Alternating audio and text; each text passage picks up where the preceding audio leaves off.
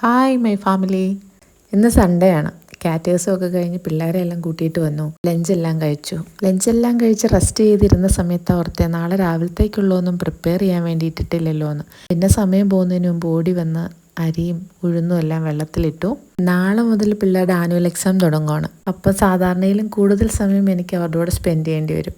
അതുകൊണ്ട് അധികം അടുക്കളയിൽ കിടന്ന് കറങ്ങിയ സമയം കളയാതിരിക്കാൻ 2-3 ദിവസത്തിന് വേണ്ടിയിട്ടുള്ള മാവാണ് ഞാൻ പ്രിപ്പയർ ചെയ്യാൻ വേണ്ടി വെച്ചിരിക്കുന്നത്. ഇത്ര ആയപ്പോഴത്തേക്കും ഫാബിക്കുട്ടനെത്തി. അവൻ അത്യാവശ്യം പഠിച്ചൊക്കെ തീർന്നു.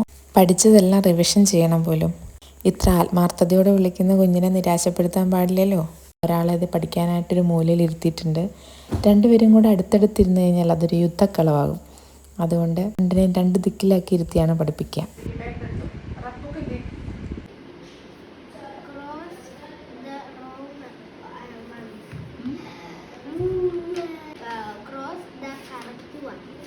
പഠിക്കുന്ന അവരാണേലും പുസ്തകം കണ്ടപ്പോഴത്തേക്കും ക്ഷീണം വന്ന എനിക്കാണ്. മഴ, ചൂട് ചായ, ജോൺസൺ മാഷിന്റെ പാട്ട് എന്നൊക്കെ പറയണ മാതിരി നല്ല ചൂട്, മുമ്പിൽ പുസ്തകം, അറിയാണ്ടങ്ങ് ഉറങ്ങിപ്പോ. ലിവിങ് റൂമിലാണ് ഫെൽസൂട്ടിനെ ഇരിക്കണേ. ഇടയ്ക്കിടയ്ക്ക് അങ്ങോട്ടേക്ക് ഓടിപ്പോണം. വലിയെ സംബന്ധിച്ച് മലയാളം നല്ല ബുദ്ധിമുട്ടാണ്.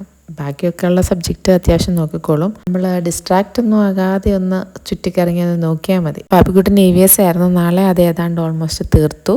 കുറച്ചു നേരം രണ്ടുപേരോടും കളിച്ചോളാനൊക്കെ പറഞ്ഞിട്ട് അവർക്കുള്ള ഈവനിങ് സ്നാക്സും കൊടുത്തു. അപ്പോഴത്തേക്കും സമയം ഒരു 5:15 ആയിട്ടോ. പിന്നെ ഞാൻ പതിയെ എൻ്റെ ഗ്രൗണ്ടിലേക്ക് ഇറങ്ങി. ഇവിടെ എനിക്ക് ചെറിയൊരു പന്തലിടാനുണ്ട്. നല്ല വെട്ടവും വെളിച്ചമൊക്കെ ഉള്ള സ്ഥലമാണ്. വെട്ടവും വെളിച്ചവും കുറച്ച് കൂടിപ്പോയാലേ ഉള്ളൂ. ഇവിടെ നിന്നുള്ള ലൈറ്റ് ശരിക്കും നമ്മുടെ ഡൈനിങ് ഏരിയയിലോട്ട് വരുമ്പോൾ ഇരിക്കാൻ കുറച്ച് ബുദ്ധിമുട്ടാണ്. കുറച്ച് വള്ളിപ്പയറൊക്കെ മുളപ്പിച്ച് വെച്ചിട്ടുണ്ട്. അത് കയറ്റി വിട്ട് കഴിഞ്ഞാൽ അവിടെ ചെറിയൊരു തണലുമാകും. പിടിച്ച് കിട്ടിയാൽ നല്ലൊരു തണലുമാകും. കുറച്ച് പച്ചക്കറിയും കഴിക്കാമല്ലോ. പന്തൽ കെട്ടി വന്നു കഴിഞ്ഞപ്പോഴാണ് മനസ്സിലായേ എൻ്റെ നെറ്റിന് വലിയ വീതിയോ നീളമൊന്നും ഇല്ലായിരുന്നു. ഒരു തരത്തിൽ ഞാൻ അഡ്ജസ്റ്റ് ചെയ്ത് 2 സൈഡിൽ നിന്നും കൊടുത്തു. നടുക്ക് നല്ലൊരു ഗ്യാപ്പ് വന്നത് ഞാൻ വള്ളിയൊക്കെ വെച്ച് അഡ്ജസ്റ്റ് ചെയ്ത് അത് സെറ്റ് ചെയ്തു. എനിക്ക് ഇടയ്ക്കിടയ്ക്ക് ഇംബാലൻസിൻ്റെ ചെറിയ പ്രശ്നങ്ങൾ വരാറുണ്ട്. കുറച്ച് നാൾ മുമ്പൊക്കെ മെഡിസിനും എക്സസൈസും കൊണ്ട് അത് സെറ്റ് ചെയ്തായിരുന്നു. ഇങ്ങനെ നിന്ന് മണ്ടയിലേക്കൊക്കെ നോക്കി കുറേ നേരമൊക്കെ നിന്ന് കഴിയുമ്പോഴത്തേക്കും ആകെ ഒരു കിളി പോയ അവസ്ഥയാവും. ഫെലി പഠിക്കുന്ന സമയത്ത് അവൻ്റെ കൂടെ ആരെങ്കിലുമൊക്കെ ആ ചുറ്റുവട്ടത്തുണ്ടെങ്കിലേ പുള്ളിക്കൊരു പഠിക്കാനൊരു ഇൻട്രസ്റ്റ് ഉള്ളൂ. അതുകൊണ്ടാണ് കേട്ടോ എൻ്റെ പുറകെ ഇങ്ങനെ നടക്കുന്നത്. എൻ്റെ ഒരു ചെറിയ അസിസ്റ്റൻറ്റുമാണ്. ലാഡറയിലൊക്കെ കയറുമ്പോൾ പുള്ളി ഓടി വന്ന് പിടിച്ചോളും. അങ്ങനെ ഇന്നത്തെ എൻ്റെ പന്തൽ ടാസ്ക് കഴിഞ്ഞു. ഇനി പയറും കാര്യങ്ങളും ഒക്കെ ഒന്ന് മാറ്റി നട്ട് ഇതിനടിയിലേക്കൊന്ന് സെറ്റ് ചെയ്ത് വെക്കണം.